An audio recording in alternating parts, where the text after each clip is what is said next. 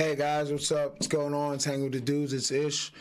Before you watch this video here, if you guys would give us a chance, please help us out. Give us a like, a comment, subscribe on the video.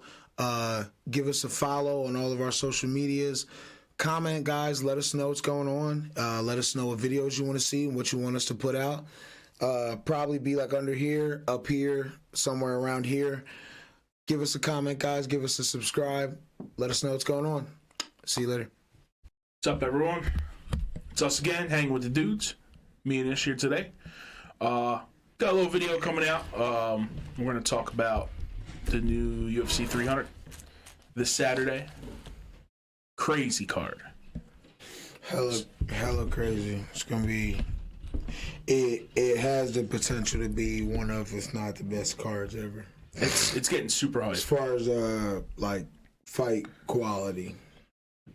Yeah, there's 10 former champions on the card or something like that? 10 former champions, most ever on one card, 16 ranked fighters, most ever on one card, and 1, 2, 3,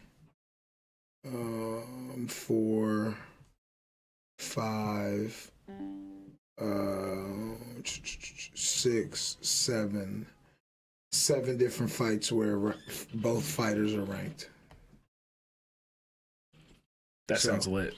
It's Even for the early prelims, they're all ranked. So it's gonna be a crazy night of fights. It's gonna be a crazy night in Vegas. You're gonna want to be at your TV at 6 o'clock.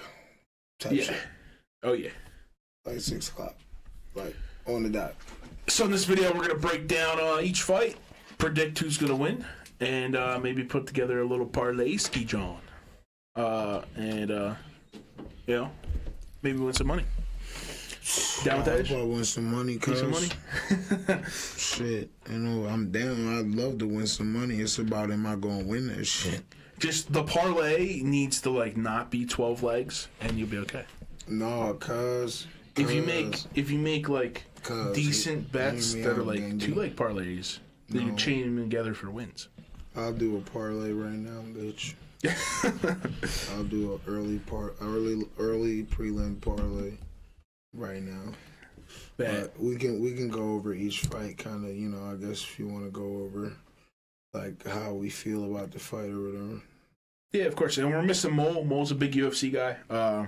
Yeah, we'll get more of his input on Saturday a bit, maybe. Yeah. Before the fight starts. Yeah, we'll see what's going on with that. All right, let's pull up the early prelims here. So. The first fight of the night is going to be a banger. Do you wanna go ahead and announce it? Or you want me to do that? It's sorry, former bantamweight champion. Well, yeah, former bantamweight champion Davison Figueiredo going against former.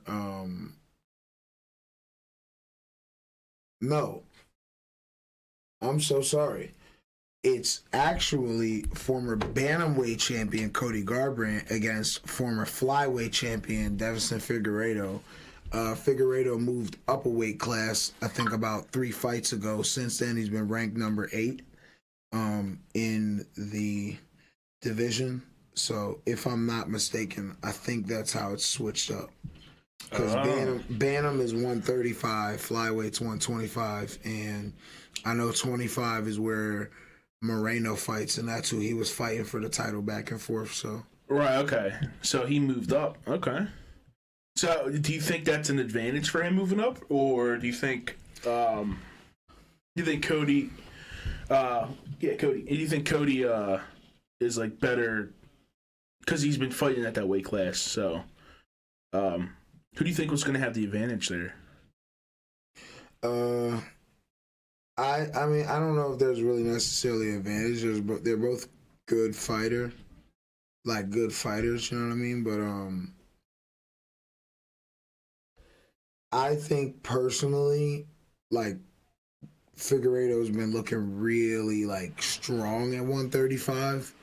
So like it's more of a, can he out wrestle Garbrandt? I don't know if he's gonna be able to outstrike him, because Garbrandt's like always been a naturally good striker.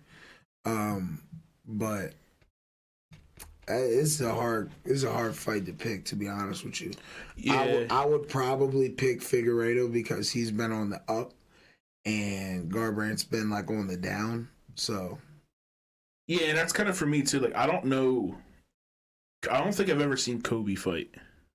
And again, I know you've been a UFC fan for not that long, so yeah, I've been kind of watching since I watched here and there all the way back. Like I can go personally back to like watching Chuck Liddell fight like Rashad Evans and Rampage Jackson, Tito Ortiz. Yeah. But I wasn't watching that consistently back then.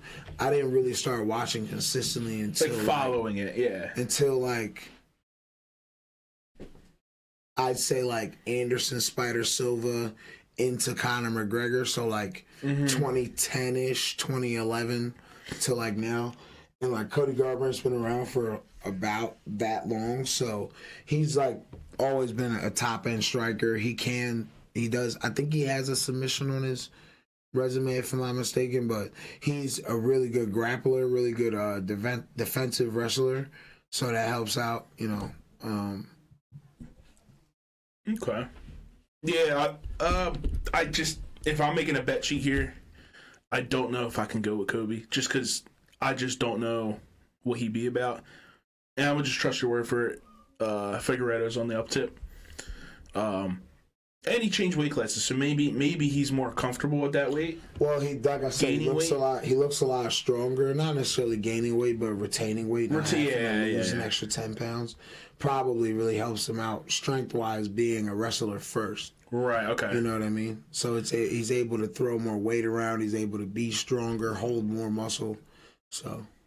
And do you have the bets? I want to see his. I want to see who's favored in actually. Well, on the UFC site, they have all the odds. Figueiredo's minus 310 favorite.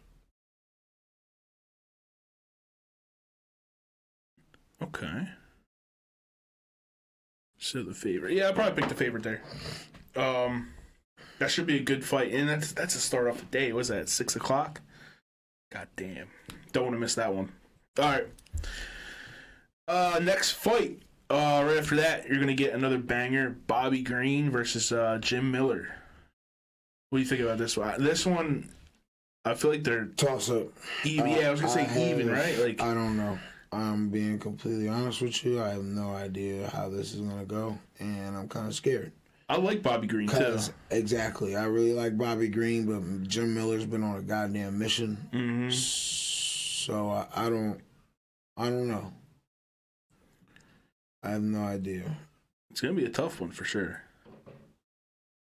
I would have to assume that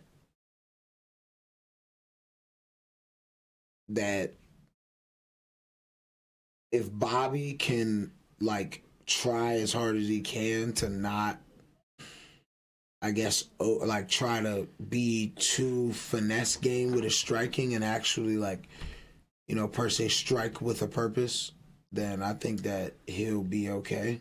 Mm-hmm. But I'm scared for him because, like I said, Miller's really been on a mission. So yeah, and honestly, if you're betting, maybe bet Jim Miller just because he's plus 140. And it will be a close fight. So having that plus odds might be pretty good to bet on. I think so. I think it will definitely help him out. You know what I'm saying? Because it's not like he's a long shot. Like he could definitely. It's basically anything under for fights. Anything under 250 is basically a toss up. So, like they're calling it essentially a toss up fight. Right. So, I think that I want Jim. I want Bobby Green to win, but I think Jim Miller wins. I think it happens that way. I don't know if he wins like by TKO or anything or submission, but I think he at least by good decision. I think he wins by decision, and then he just probably retires and drops the shield and calls it quits. Oh, you think he's gonna retire? Yeah, I mean he's been fighting since UFC before UFC 100, bro. Think about that. Yeah, it's that's a lot. That's a long time. He's the only fighter He'll be the only fighter in the history of the UFC to fight at 100, 200, and now 300. Wow. On Saturday. So talk about longevity. Yeah, especially in a fighting sport like that, man. Yeah, that's hard to do. That's impressive, dude. That was Bobby Green, right? No, that's Jim Miller. Jim Miller. Bobby Green's been around since like 2011, I think 2012-ish. What a dog. Yeah, so they're both like, veterans. That's why a lot of people were anticipating like who they were going to put Jim Miller against, because they didn't want him to necessarily go against like a newer guy and kind of get roadhoused in a sense, because like, guy's a lot stronger, a lot faster, so on and so forth. But I think that him fighting Bobby would be like a good, like, goodbye fight, fighting a fellow veteran, someone who admires him in the sport, who's been in the sport with him for a while. So, I think all those things matter. You know what I mean? That'd be cool, yeah. So that'll be our first retirement there, huh? You think? Because there could be a couple retirements. I mean, if Garbrandt gets beat to shit, he might retire. So yeah. Who knows? It might. I think UFC, it could go a lot of ways. So yeah, like a lot of ways. It's gonna be a spectacle for a reason. Yeah, it's gonna be crazy. All right, let's move on. What's the next fight? Jessica Andrade, number 4 women's strawweight versus Marina Rodriguez, the number 6 strawweight. I do know Jessica Andrade. She sounds familiar. Yeah, former champion as a strawweight. And, okay. I think at the weight above that for the women's, which I forget what it is. But Rodriguez, I don't know. Which I'm thinking she has less fights, so she's going to be younger. That's just my guess. No, yeah, she's a couple years younger. I know Andrade is in like her mid-30s or something like that. So I can't imagine the other girl being that much, the same age or older than her. Yeah. And it looks like Andrade is the favorite. She's minus 142. But Rodriguez isn't much of an underdog. It's only plus 112. So that's what I'm saying. Essentially, that's going to be a good fight. It's essentially another toss-up fight. Now, what they see is a toss-up. From when I was watching UFC, I think women's fights are either they throw hands the whole time, or it's a lot of wrestling. How do you think this fight's going to go? Well, I mean, it all depends because Andrade can do both. I don't really know too much about Marina Rodriguez. But she has 6 wins by knockout and 1 win by submission. She has 4 first-round finishes. So 4 first round. Okay, so she's a striker. She can throw some hands. From what it seems like, Andrade, she is 25-12 in her career. She has 10 knockouts, 8 wins by submission, and 11 first-round finishes. So, she's a well-rounded fighter. So I feel like it'll essentially be up to whoever can take the lead in the fight, and then from there it'll go to who. Like takedown points? Not takedown points, but like who can take advantage of the fight, and then from there, how will the fight be fought? So like if Marina decides she wants to take control of the fight, then the fight could be a striking fight, and then it'll just be who has the better hands, because Andrade does have hands, and so or vice versa. If Andrade takes advantage of the fight, now the fight can go 2 different ways. It could either go hands if she feels like she's more dominant on the feet, right, or it could go to the ground if she feels like she's being dominated on the feet, and she feels like, or it seems like she obviously has the advantage, on the ground. So yeah, she's probably going to dictate the fight, I can assume. So that one might be a bet you would put on the favorite, just because, just me personally, I don't know the other chick, and just by looking at their win stats, Andrade has multiple knockouts and submissions, where Rodriguez only has 1 submission. So she's more of a striker, in my opinion, probably. Yeah, she's also, Andrade has lost 2 of her last 3. Okay, so lose streak. And if you stretch it out, it's 3 of her last 5. Damn, she's getting beat up.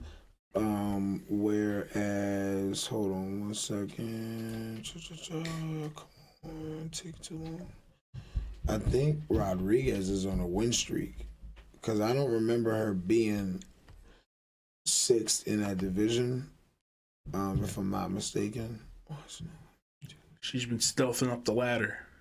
Yeah, so I think that she might go in here with Avengers. Well, hold on now. I'm looking at her fights. She's won 4 of her last 5 fights. 4 of her last 6 fights. So she's, been more consistent. She won her most recent fight by knockout in the 2nd round over Waterson Gomez. So, and she hasn't been knocked out since 2022. Oh, wow. 3rd round knockout that she suffered against Lemos.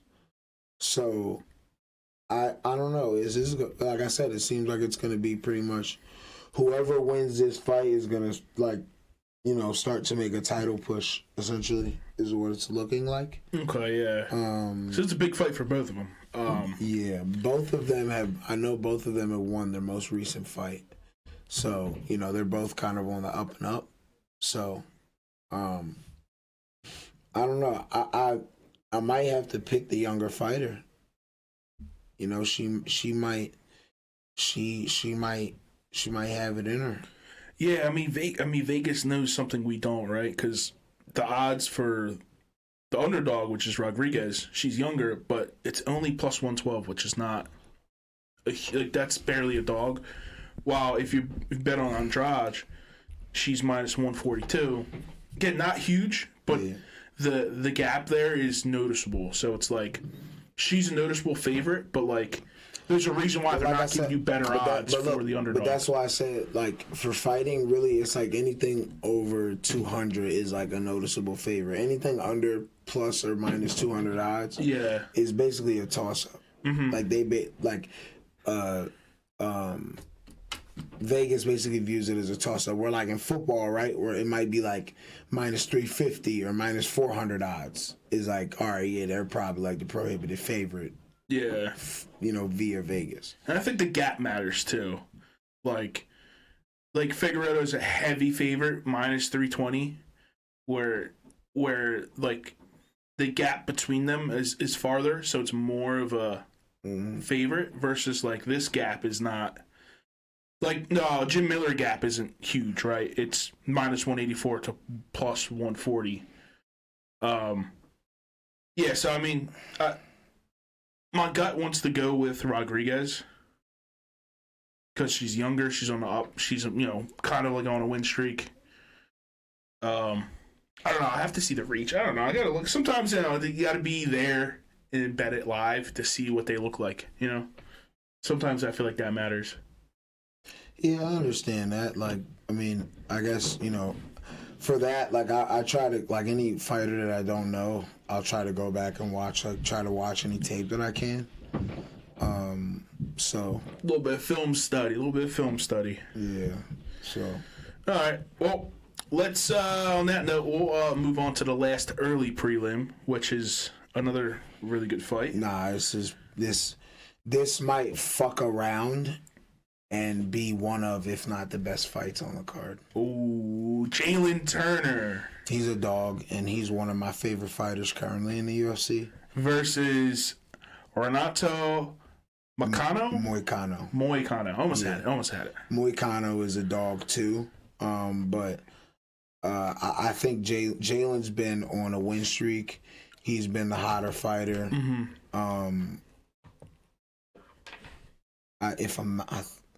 I think he's got... No, I'm so sorry. That's right. He lost his last fight. That was the fight against Dan Hooker, where He almost had Dan Hooker rocked in the second round, and then Dan Hooker woke up like a fucking cyborg and kept fucking fighting. So, and ended up winning by a split decision. Wow. But other than that, Jalen Turner has 4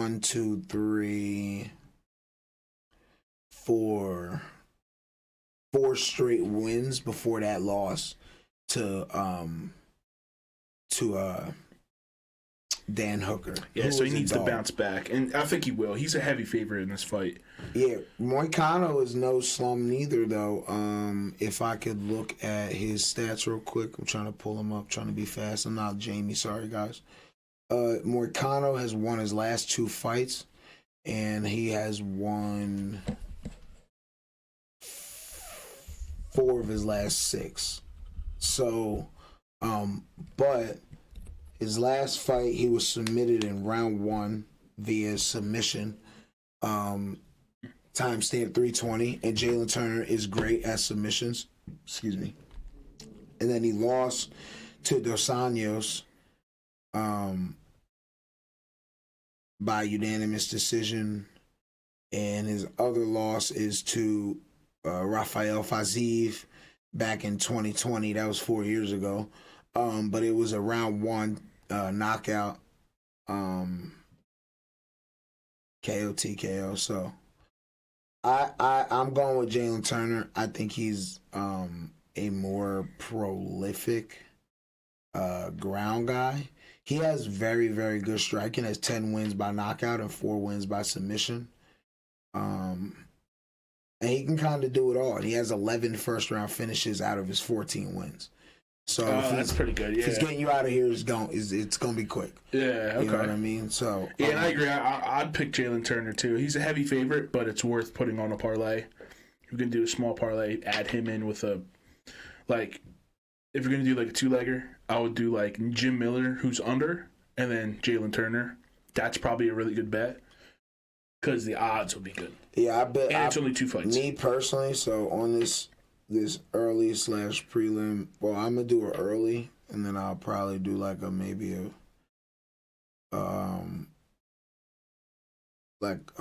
prelim. Mm-hmm. This one is I got Figueiredo money line, Miller money line, Turner by knockout or submission, and Rodriguez by TKO, KO, or points. And that's $8 for 77. That's pretty good. That is pretty good. You'll win back your 8. You'll get like $85. So 8 for 85 essentially. That's good. It's plus 973 odds, which are reasonable. So I'm placing the fuck out of that bet. 100 for 900. That's good. Easy, John. So, if you want, we can go to our next squabble dobble. Bet. Let's get to the actual prelims now. I'm fucking scared. This one's gonna be a good one. I'm scared as fuck of this fight. I'm not even going to joke to you. So what is it? You say it. It's Sadiq Youssef versus Diego Lopez. Both Diego, go! Both highly touted young featherweight fighters. You know, both looking for a ranking. You know, one of the few fights actually on this entire card where both fighters aren't ranked. I think the only other fight where both fighters aren't ranked is the first main card fight. And we'll get to that. Dog Bo Nickel versus semi-dog Cody Brundage. So other than that, yeah, that's the only other fight where there isn't Diego's a ranked fighter. That's crazy. Huh? I feel like Diego's been on the tear too. He's not ranked. Diego's been on the tear. This is very, very true. I don't think his hair's been immaculate this whole time. I don't think he's got too many fights in the UFC. I think he's fairly new with him. In the UFC, he has like 23 wins though. It says. Yeah, 23 wins is a lot of action, pro action outside of the UFC. Still pro action though, nonetheless. People count Khabib's 29 wins, but only 13 of those came in the UFC. Another story for another day.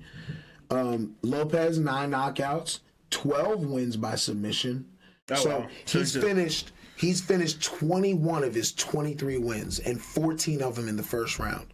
Okay? Wow. This is why, even though I really love Sadiq Yusuf as a fighter, really a dog, like a fighter, like just goes, he's a junkyard dog. Yeah.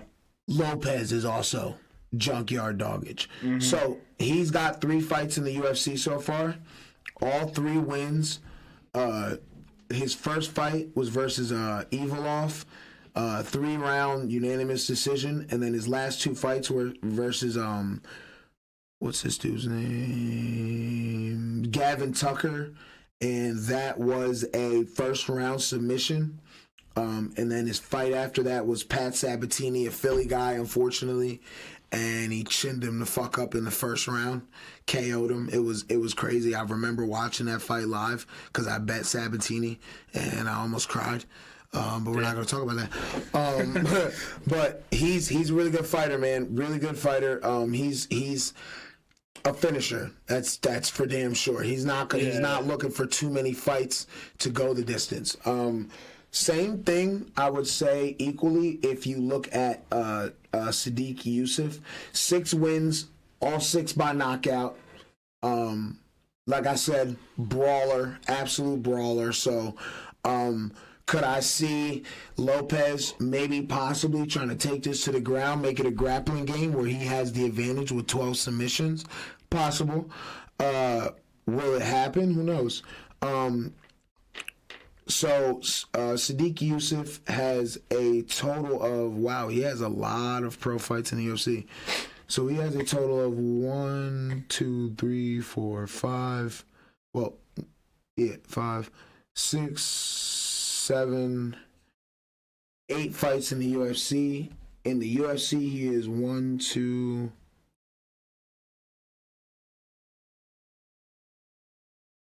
Hold on. Because some of these don't have like a win-loss next to him, which is weird. I gotta check the thing. Did he win? Who won? Oh, so he's 1, 2. Go back, bitch. Okay, so he's 1, 2, 3, 4, 5. He's 5-2 so far in the UFC. His most recent loss was against his last fight against Edson Barbosa, who is highly touted as the leg kick king. Made the leg kick formerly famous in the UFC for what it is. I think he has the most leg kick finishes, meaning defeating an opponent by kicking him in the leg so much he can't fucking stand, which is nuts as shit. Yeah, he has the most of those with 3 or 4, I'm pretty sure. So he's knocked a dude out 3 times. He's TKO'd a dude 3 times by kicking him so much in the leg he can't stand. That's crazy. So, and he survived that fight and only lost by unanimous decision. Why do they not have his stats updated? Because he has a submission finish against Caceres, against Alex Caceres. No, I'm sorry, not against Alex Caceres, against Shannis. So I don't know why they don't have that submission in there. So I mean, maybe he is capable of the submission. Who knows? Maybe Diego Lopez tries to take him down, and maybe he's in for his for his trouble. Me personally, I'm a little scared of this fight because it is, again, another fight that Vegas is essentially calling a toss-up. Yeah. From what I'm seeing, the odds are -148 to Lopez, +116 to Yusuf. And it makes you want to bet Yusuf just because he has the plus. And he has the power, dude. Like I'm telling you, go look at some of his knockouts, bro. They're insane. I like Diego, though, a lot. Diego's a brawler, dude. And he's got the hair. He's got that hair, dude. Like that weird haircut he's got. It just makes him unique in my opinion. And Diego's on the rise. He's got 3 straight wins. All 3 of his UFC appearances have been wins. 2 of his last 2 by finish, where Yusuf has just suffered a loss via decision in September of last year. So Yeah, I feel like it's not worth betting Yusuf just because he is the underdog, but he's only plus 116, which means Vegas thinks he can really win this fight. Diego Lopez is only minus 148, which is not bad. So I would pick Diego on this one. So where I would do this, right, is like this fight most likely is not going to 3 rounds. Okay. So where I'm looking at in a fight like this is the double chance, right? So Lopez by KO or sub is plus 115, where Yusuf by KO or sub is plus 330. So in that case, I would probably, if you want to be safe, you would take Lopez. But if you want to, be a bit risky in your leg or in your parlay, you would probably take Yusuf. I guess it all depends on who you personally feel. Yeah. I think if I had to pick one,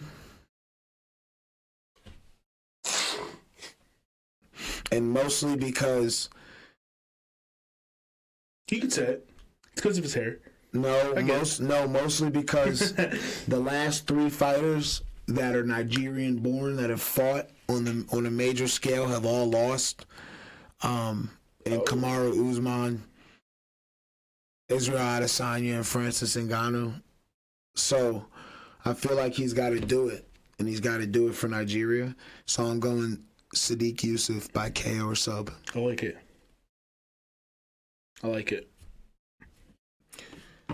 Like that a lot. All right, we'll move on to the next one here. Next fight, the legend Holly Holm might be her last fight in the UFC. Who knows? Maybe not, but I don't know. She's getting up there. Versus doesn't even have a picture on Google. Kayla Harrison, and Kayla Harrison's an enormous favorite, minus 460. Holly Holm's plus 320. So this is probably a going out, like, you know how you get jumped out of a gang? That's what's going to happen to Holly Holm. She's going to get jumped out of the UFC. That's going to be unfortunate. I mean, bro, if that's how you want to put it, that's a little crazy, but that's a good analogy, ain't it? I don't know about because she's getting there. Like, she might be the second retirement of UFC 300, and she might get her ass beat. She might be the third. So it might be her with a black eye, like, I retire. She could be the third, cuz. So, Holly Holmes in her career has 8 wins by knockout, 7 wins by decision. She's a dog, though. I love Holly Holmes. She lost her most recent fight in July of 23 to Silva by submission in round 2. Won the fight before that and then lost the fight before that. So she's been kind of on an up and down skitty bid, where Kayla Harrison, in her career, she's 16-1, has 6 wins by knockout, 6 wins by submission, and has 9 first-round finishes. That sounds good. She do it all. No, bro, she's a dog. Yeah. So, she's in the PFL, which is a competitor to the UFC. Yeah. And in her division, the bantamweight division in the PFL, she basically was like, I'm pretty sure she was in the featherweight division and then moved down to the bantamweight or moved up. I'd have to look into it. But in her division in the PFL, she was a 2-time reigning champ, never lost a fight. And then she fought Larissa Pacheco, and lost to her in the championship fight. Before she had lost that fight, her and Ronda Rousey, her and Amanda Nunes were supposed to have a super fight when Nunes was fighting Julia Pena at the time when she lost the belt. Yeah. If she had won to retain the double belt crown, her and Kayla Harrison were going to have a super fight. But Nunes had lost her fight, and then like 6 months later, Kayla Harrison had lost her fight. Oh, shit, okay. So, but she has, like I said, she has 6 wins, 6 wins by sub, 6 wins by knockout. She's a complete fighter, as complete as you can get as a fighter. Personally, and this is a fight you don't want to bet on because the odds are so bad for the favorite. And then Holly Holmes is such an underdog. Like, there's no way she's it's just in my mind, I don't think she's going to win at all. By decision, I don't think she can get. I just think she's her last fight. So she's going to try to go out with a bang, and unfortunately, the bang's going to hit her in the face. So Kayla Harrison on double chance by KO, TKO or KO or sub is plus 130. That's pretty good. I'm taking that. Yeah, that you would rather do that than just money line. I'm betting that 100,000%. All right, next fight. Yep, next one. This Calvin is Kattar. Calvin Kattar, as of recently, most well known for the performance that Max Holloway had against him, where he claimed himself to be the best boxer in the UFC while dodging punches that he wasn't even fucking looking at. You have to go and watch that third round that Max Holloway fought against Calvin Kattar. In that fight, by the way, Max Holloway, Maximum Holloway, Blessed Holloway, who we will be talking about later, which I hope him and Justin Gaethje can tie so no one loses and everyone walks away happy, because I will be a sad UFC fighter if either of them lose. We'll get to that. I think in this fight, by the way, sorry to finish what I was saying. Holloway against Kattar landed the most strikes in a 5-round bout in UFC history, landing over 550 significant strikes in 5 rounds. That's 110 strikes a round on average. Max Holloway is different. It's a lot of strikes. He's suffered the most strikes without being officially knocked down, with over 2,700 strikes. Significant strikes, yes. Damn. That's been landed on him, and he has not been knocked down officially yet. So what does that have to do with Kattar here? Kattar, the fact that he survived that fight and was able to come back after that and know how to fight and then win a fight after that is like absolutely insane. It needs to be studied. He beat Chiki Chikadze right after that unanimous decision. But he's been on a losing streak, losing his last 2 fights to Josh Emmett and Brendan Allen, both Josh Emmett by split decision and Brendan Allen by KO TKO in the second round. So he's on a bit of a down streak. Aljamain,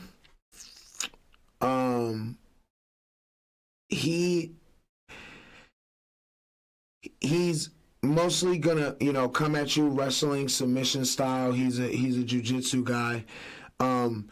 His most recent fight, he did lose. That was the championship fight that he fought in August of last year against, Sterling, where he lost the bantamweight belt.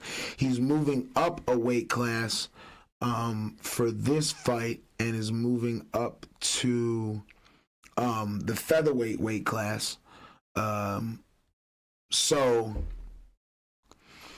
the 2 fights, or I would say, I guess, really, the 3 fights before Sean O'Malley, he beat Cejudo by split decision. Dillashaw by KO, TKO, but Dillashaw hurt himself during the fight, so take that how you want it. And he beat Peter Yan by split decision. So if I had to pick, honestly, I like Sterling. Yeah, but Calvin Kattar does have really good grappling defense, so it's really up to if he wants to choose to not grapple. You know what I'm saying? Like if he chooses to really defend the takedown, defend the jiu-jitsu attempts and the submission attempts, and really box the way he wants to, I think he'll win unanimously. Okay. But it's all up to that. It's how good is his wrestling defense, because Sterling's going to shoot. Sterling's going to go for a takedown. It's like inevitable. Right, yeah. So, it's all about that, really.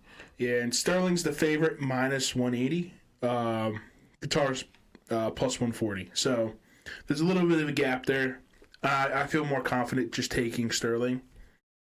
Just because I know his name, I watched him fight a few times. I think he's good. As a you know way more about UFC than I do. So I'm thinking it in terms of an idiot who just watches it casually. Sterling's more of a name. I've seen Sterling fight. He does have really good grappling. And Sterling can throw some hands, too. It's not like he can't throw hands. So, Qatar might be a better boxer, but if he gets to the ground, he's probably going to have a tough time. That too. It could go to decision, I think. I think this one might go to decision, go to points, maybe. And who do you think wins off of that? I think if it goes to the points, Sterling's going to win, just off the takedowns and everything and control. But if Qatar can get some shots and get a knockout, I won't be surprised.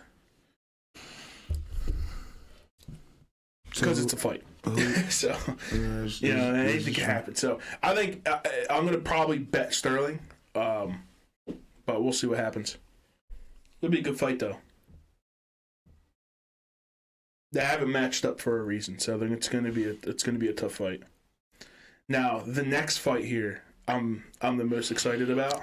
Definitely going to be the top 3 fights on the whole card. Because Yuri is a samurai. Okay, I love Yuri. Did you see his promo video for UFC 300? Was he like on the top of a mountain doing those breathing techniques, and then he like pulls out a samurai and kills a giant robot or something? What does he do? Just go right now. Go watch it on Instagram. No, I can't right now. You could It'd do be it. hard to find. But go on YouTube. All you got to do is type in Yuri Prohaska hype video UFC 300. He made his own video. That's cool. Like, it's nuts. I wish I could show it, but we'll get flagged, so we can't. This nigga at the end of the video is holding like an ancient Roman Sparta soldier head. Like the fucking helmet? The helmet. Like he's just holding it up. Oh, yeah. Spartan helmet? Getting ready for fucking war. Oh, shit. So, and who's he fighting? What's this guy's name? Alexander Rakic, who is no sludge either. He's 14-3 in his career. And Yuri has 9 wins by knockout, 1 win by submission, and 8 first-round finishes. So 8 of his 10 finishes are in the first round. And Yuri guy's ass beat his last fight. Bad. I remember. Yuri guy's ass beat bad. I forget who beat his ass. But someone beat his ass real bad. It was quick. I remember it was like I think it was a first round like KO. It was Pereira to win that was when Pereira won the belt. That's what it was. Pereira beat the shit out of him. It was the first minute of round 2. Round 2, okay, yeah. It was a quicker fight. Yeah, I remember Yuri getting his ass beat. So Yuri's needs to come back for vengeance. Now, this is a toss-up fight. This is an extremely toss-up fight because Vegas doesn't have any plus odds, which is very concerning. Yuri's minus 104, so technically he's the underdog, where Alexander is going to be minus 122, so they're both minus. So this is a fight where you need to do a prop of either knockout, submission, or what round it ends, something like that, because the odds are terrible. Basically, they're going to say they're going to knock each other out because they're both minus odds.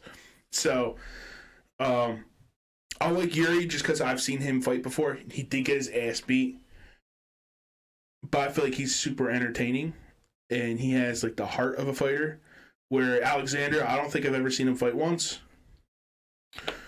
Don't even know what he looks like, so I might not even bet on this just because if he looks scary on TV, I might change my mind. Yeah, he looks pretty scary, ain't gonna lie. And he's got the same tap positions as Pereira, so Yuri might have PTSD and think he's fighting Pereira again. Yuri doesn't believe in PTSD as a samurai. Yuri is the PTSD. Exactly. What do you see? I can't bet on this fight. This is like an unbettable fight for me. And those are the best fights to watch. Yuri by knockout. Yuri by knockout? I like your confidence on that. Yuri by knockout. I like it. And Yuri by knockout's probably plus 2 something, I would assume. Well, on the double chance, Yuri by knockout or submission. Not even. Yuri by knockout's plus 195. Yeah, Yuri by knockout or submission's plus 145. Okay. All right. Yeah, that'll be a nice, and that kind of rounds up the prelims then. So now we get to the meat and potatoes, the real shit, the real main card. and it's stacked. It's pretty stacked. And you mentioned this a little earlier. The first fight of the main card, Bo Nickel versus Cody. Wow, I can't read that. Brundage. Sorry, it's really small on my screen. Cody Brundage. Now, I don't know who the hell Cody Brundage is. I'd have to see. I don't know what he looks like really. Maybe I've seen him fight before. I know Bo Nickel, and I like Bo Nickel's a dog. He looks like a regular American dude. Bo Nickel? Well, I mean, both of them, technically. But, yeah, Bo Nickel as well. Where is it? Here it is. Holy shit, why are the odds insane? Because Bo Nickel is a problem. No, but, like, the odds are actually insane. Yeah. So Bo Nickel is the enormous favorite, minus 3,500. Where Cody Brundage is a huge underdog at plus 1,060. What the fuck? So Vegas just knows that Bo Nickel's gonna pull out a Glock and shoot him or something? Like, what the fuck? Like, okay. So, I mean, I hope it's a good fight, but Vegas thinks it's not gonna be. Because Bo Nickel's just gonna fucking murder him on live television. So, is there even anything to break down? Like, why are the odds? Is just Bo Nickel that much of a dog? Is he that much of a savage? Is he just? I just don't get it. Those are the craziest odds of the whole card. Yeah, Bo Nickel is a problem. So don't bet on this fight. You will lose money. Even if you do win money, you will win 6 cents after betting like $1. Bro, Bo Nickel by KO or submission. If you're betting Bo Nickel, you gotta put $6,000 on minimum. Yo, if Bo Nickel by KO or submission for double chance is minus 800. Bo Nickel by KO or points is minus 105. They're basically saying there's no way this fight doesn't get finished. Right. And finished by Bo. So that's crazy. Yeah, bro. that's a I would say if there's a surefire win and if you have a lot of disposable income, you bet on Bo Nickel, put like $100,000 on him, and you'll win a couple grand. Because those are the odds. So if you're betting $20, just don't even do it. It's not worth it because you'll win like $1. You'll win $1. Yeah, you'll win. It's not worth it. That's not a. Well, if he slips and falls, it breaks his neck. Not gonna look bad, but like then you lose all your money. You mean so it's bad. But if I had $100,000, I'd put it on Bo Nickel just to win $20,000 or something, $10,000. That's probably the smartest decision you could do. That's so crazy, bro. That's better than putting the S&P 500 and waiting 6 years. Bet on Bo Nickel. You get you an immediate return. Bo Nickel in his professional career is 5-0 and has 2 wins by knockout and 3 wins by submission. And his last 2 fights have been wins via knockout. Let's go. So that's going to be an easy one to decide. And again, if you're not betting a lot of money, probably don't bet on it. Yeah, stay away from this fight. Yeah, it's not worth it. I hope it's a good fight, though. We deserve good fights on this card. It's not going to be a good fight. It's just going to be a murder. This is essentially Dana White giving Bo Nickel his coming out party. Right, I was going to say, it's Dana White giving him a public execution on the largest stage of UFC history. That's crazy, bro. It's so odds. Disrespectful. If I was Cody, I'd just quit. His odds are minus 2,100 to win. That's crazy. If I'm Cody, I'm betting on Bo. If I'm Cody, I'm doing a deal with Bo to throw the fight so I can win and cut him a check. Right? Yeah, exactly. Right. That's what the fuck I'm doing. I'm like, yo, I'm betting all of my life savings, bro.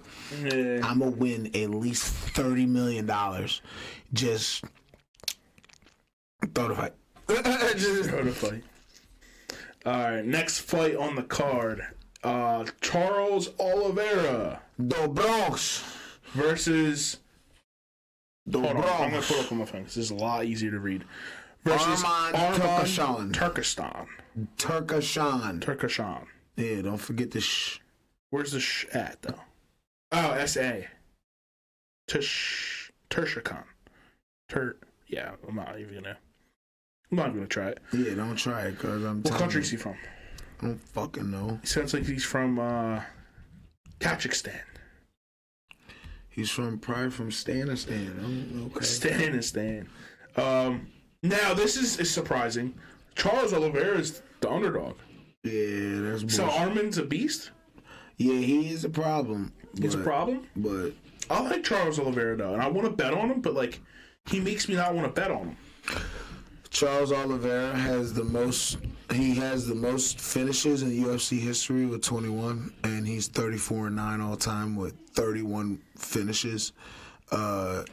21 wins by submission, the most in UFC history, and 10 wins by knockout.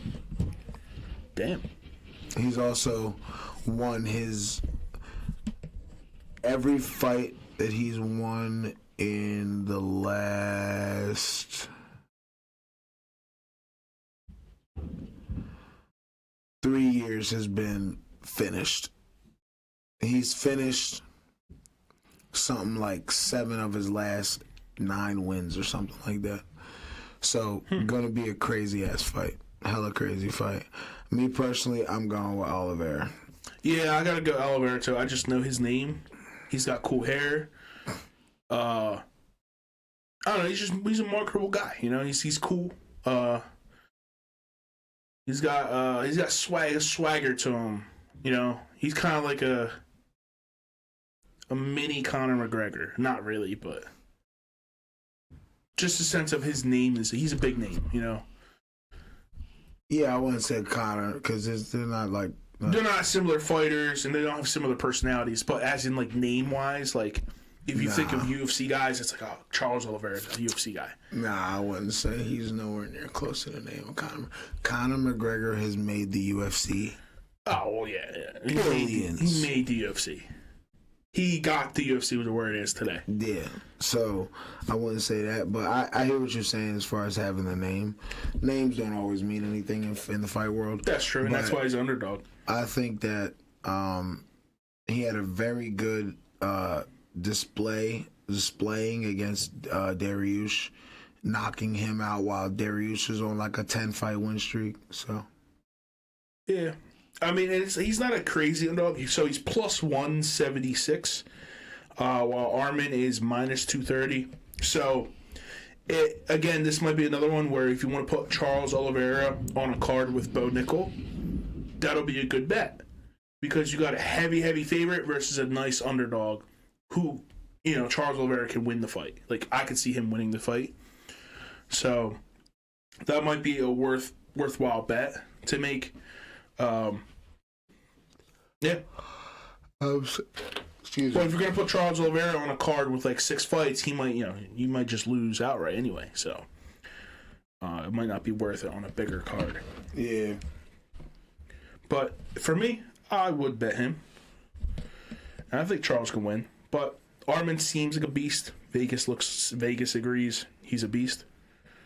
Turkestan can eat my turkey nuts. Fuck you, Charles the Bronx. Shout out to my man Mo, because Mo is the Bronx fan. So I shout out to my boy Charles the Bronx. We going to win. Going to win by knockout. Going to knock his teeth in. All right. The Bronx. And on that note, Bronx of the. it moves on to the first belt fight of the evening. Fuck, I don't want to even talk about this, dog. Go to the next fight. No, we're gonna talk about it. I don't want to. I'm gonna cry. Justin. Do you want me to Gaethje cry on live? YouTube? versus Max. I'm gonna cry. Holloway. Stop talking. I'm gonna cry. I'm gonna cry. This Stop. fight Stop. is gonna be a battle. Stop. I'm gonna cry. Stop. Both fighters respect each other. Stop, dude. Stop. Both fighters gonna put it on the line, Dude. and see who's gonna be the most badass motherfucker of the night. Cause that is the belt, BMF belt. Dude, sure. It's more of a marketing belt, you know? It's not like a real belt.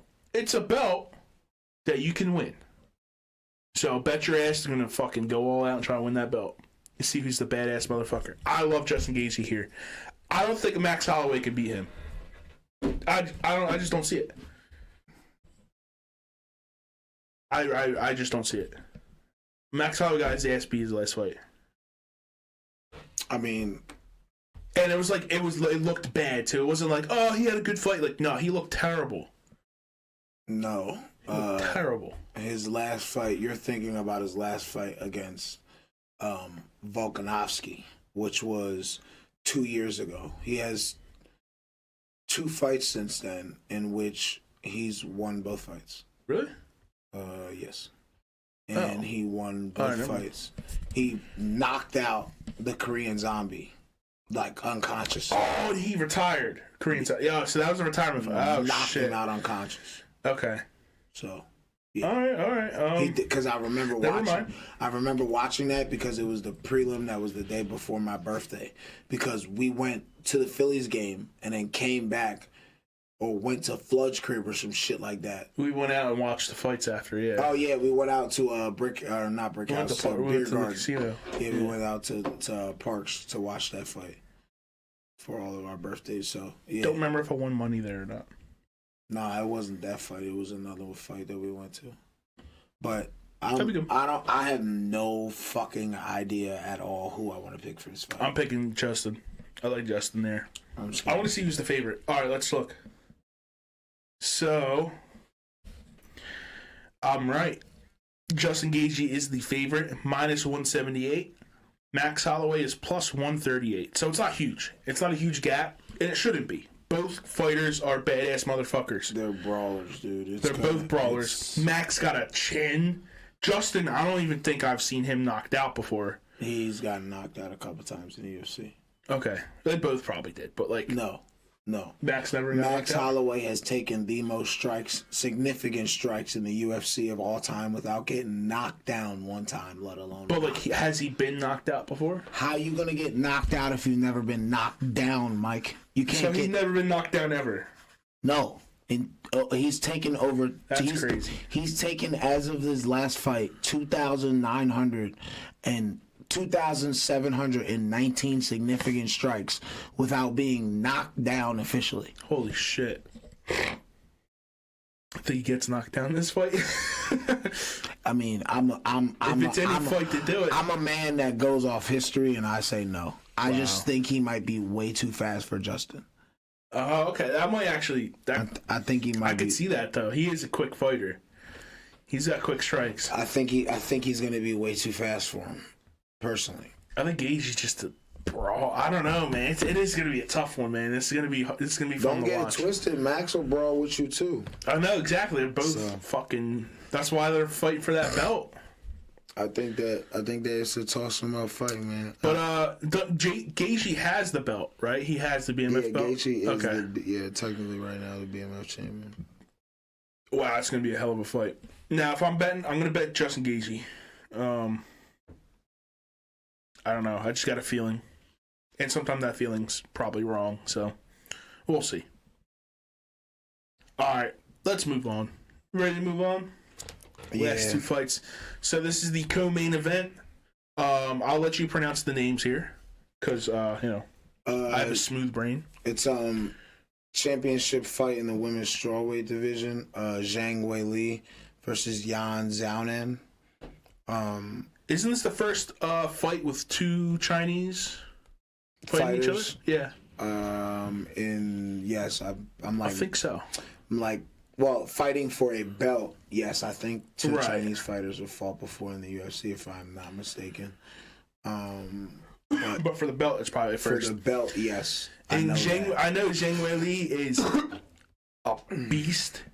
She rolled through that division, and she's defended her belt like 3 times or some shit. Yeah, her and she's been a problem for a while. Mm-hmm. But I don't know. This other chick, they're saying she might give her a run for her money, man. Her and Joanna Jacek, they were going back and forth for the strawweight belt for a while. Yeah. before. I just think Zhang Weili is a perfectionist, and everything she does is just perfect. So it's gonna be I mean, just look at the odds here. Zhang Weili's minus 500, where Yan is plus 340. So if you got big cojones, you bet on the under plus 340. Just that fight. Just bet on her to win, and you will try to win some money. Don't put her on a parlay because she probably will lose. But the odds are good enough where you want to just do one straight bet for like $10-$20 and win 40-50. Yeah. That'll be good. Yan Xiaonan has 8 wins by knockout, and all of them are in the first round. Wow. Okay. That's surprising. Where Zhang Weili has 11 wins by knockout and 8 wins by submission, and 11 of her wins are in the first round as well. Oh, shit. Zhang has won her last 3 fights.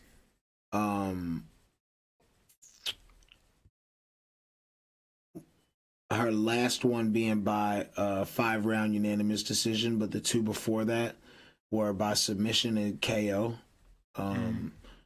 Whereas Yan Xiaonan has won her last 2 fights. One was by majority decision, and the other one, her most recent fight, was against Jessica Andrade, where she knocked her out in the first round. Oh, shit. Okay. So, and she also has fought the Marina Rodriguez chick 2 years ago on March 5th in 2022, and the Marina Rodriguez chick won by split decision. Interesting. Yeah. So Yan has a couple speed bumps. I don't think now a lot of them have a lot of first round finishes. So hold on, because Marina Rodriguez and Andrade are fighting later. Yeah. Earlier in that night. Xiaonan beat the dog shit out of Andrade, and Rodriguez beat Yan by a split decision. So I wonder based off those outcomes how that fight between them two earlier in the night's gonna go. Yeah, that is a good one. And you know what? That might make me want to bet Rodriguez now. Just because she's an underdog, but her underdog is she's only plus 112, and it's not a lot. So it might be worth betting on her instead. And the fact that she beat Yan and Andres lost to her. Yeah. That you know what? I think you convinced me, brother. Something you could possibly look at. I think you convinced me there. I don't think this ends in the first round, just because both fighters have first round finishes, so they might. It might be a brawl. I don't know if it ends in the first round, but I think it ends. Yeah. Because, both fighters both fighters have at least 8 wins by knockout. Both of them do. So I think it's going to be a brawl on the feet. I don't think you're going to see too many takedowns in that fight. I think whoever wins by KO TKO. Yeah, I think that's how they win. So, all right. Now, last but surely not least, the main event of UFC 300. Alex Pereira. Jamal Hill is winning his motherfucking belt back, bitch. He didn't even lose that shit. Technically, he vacated after he got hurt. Yeah. Fuck you niggas. He winning that shit. He doing this for niggas, not only in Detroit, but for niggas all over. Niggas unite. Did you see the video where Jamal Hill comes up and he gets his autograph on his hoodie for UFC 300? Yeah, mind games. No, we're playing mind games. We're playing mind games. He has every single fighter on UFC 300 to sign that hoodie. That's tough. Games.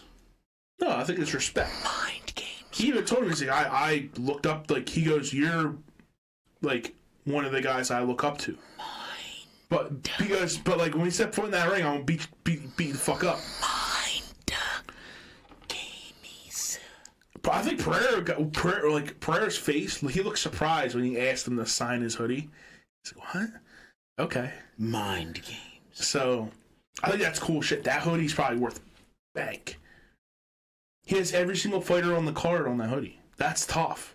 And it's a UFC 300, orange UFC 300 hoodie. That's tough, dude. Imagine hanging that up on your wall in the man cave. Probably what he's gonna do with it. I would assume. I'll do that. I'll never wear that shit. I'll never wash it. Never wear it.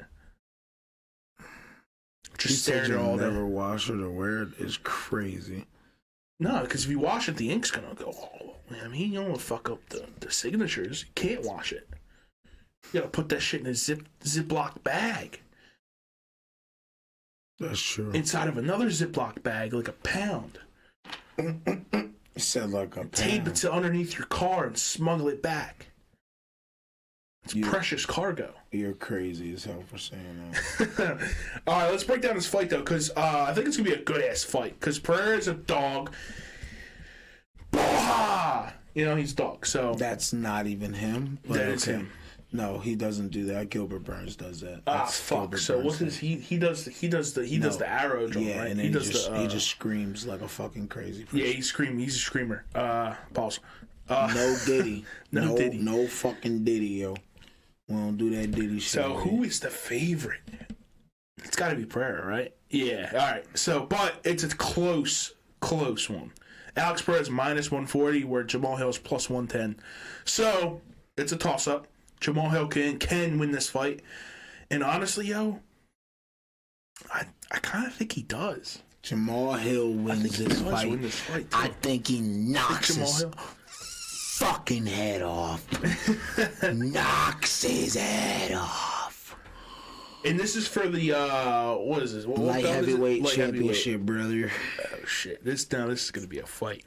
Now this fight's probably gonna turn on at 1 a.m. We're gonna be half asleep. No, I've already. Well, I don't know what you're doing. Energy drinks. You won't be half asleep. You'll be outside amongst the people. Red Bull and vodka is probably your go-to drink halfway through this card, because a lot of these fights are gonna be long. Because some of them are gonna retire, gonna have speeches. I think there's gonna be a lot of finishes on this card. No one's getting home before 3 a.m. That's just not happening. I think that's cap, guys. He's cap. All your plans for Sunday are going to be spent Saturday night. That's cap. Sunday morning. I think that's cap. I think that's a little bit of cap, but that's okay though. You can you got a cap for the fans sometimes. I mean, it's not. I mean, maybe it's not cap. Definitely cap. Nah, because it's going to take forever to get through this card. I don't think there's so many good fights. That and Holly Holm's probably gonna retire. You got some other retirements maybe Max Holloway retires. Fuck, dude. Max ain't gonna retire. Man, the day Max retires, the day he dies. But you never know. That's kind of a crazy statement to make. You never know. That's crazy. So who do you think? You think so? All right. So you're gonna bet Jamal Hill 100%? Yeah. Okay. I agree with you too. I like Pereira. Just Jamal Hill it's his belt. He never lost it to begin with. And Pereira is just holding on to it to keep it safe. As a safekeeping, yes. Yeah. He's being a nice guy. So very nice guy to do that. To do that, yes. And honestly, he probably should have never signed that hoodie, because signatures are powerful. They're powerful. How do I say it? Names are bound to your soul. That's how when you expel a demon, you have to say his name because it bounds him. Wow. So that's the same thing with humans. Your name is on your soul. So the fact that he signed his name on Jamal Hill's hoodie, Jamal Hill has control over his soul. That's crazy. Yo, I might have cracked the code, bro. What if Jamal Hill took it to New Orleans to a voodoo master? Bro, he's fucked. Well, he's from Detroit. That signature is on a voodoo doll floating in the ocean right now with some knives in it or some shit. It's over. It's already over. I don't know about that, brother. I could be right. That's crazy. I'm conspiracy theory out here. I'm hearing the conspiracy with the theory, bro. It's crazy. I don't know about that, man. You don't know. It's hard to believe. I know it's hard to believe, dude. You got it, but you got to see to believe. That's true. I am pretty. 1 a.m. when we see this fight, and Jamal Hill knocks him out with a head kick, you're going to turn to me and be like, damn, you were right. Jamal definitely knocking him out. Head kick, I don't know. He might just punch his shit in. He might just punch his shit in. Definitely going to do that one time for the one time. All right, so I have a giant parlay here. I didn't bet every single fight, but most. It's a 10-legger, plus 26,000. You're not going to bet it, though? I'm not going to bet it, but that's just... I have it saved so I remember my picks. So then I could split it up with, like, small parlays, you know? Like a Zhang Weili and then, like, a Charles Oliveira little parlay, or, like, Justin Gaethje, Rodriguez, and, like, Diego. Or, you know, smaller parlays, make it manageable. Okay, yeah. And still have decent odds, so... Take the safe approach. I'm either gonna walk away Saturday with like an extra $800, or be down like $300. Seems about right. That would suck. I mean, you gotta do it. Gotta do what you gotta do. Do it for the fans. Do it for the gram. He said, "Do it." I do it for the people. Okay. That's crazy. And that about wraps it up for our UFC breakdown. If you want more breakdowns like this, like and subscribe. Let us know. We're putting out way more content than this. Let us know. Let us know what you think. And give us your reactions of UFC 300. I want to get this episode out ASAP, so it comes out before. So we'll see you next time. Deuces. Peace.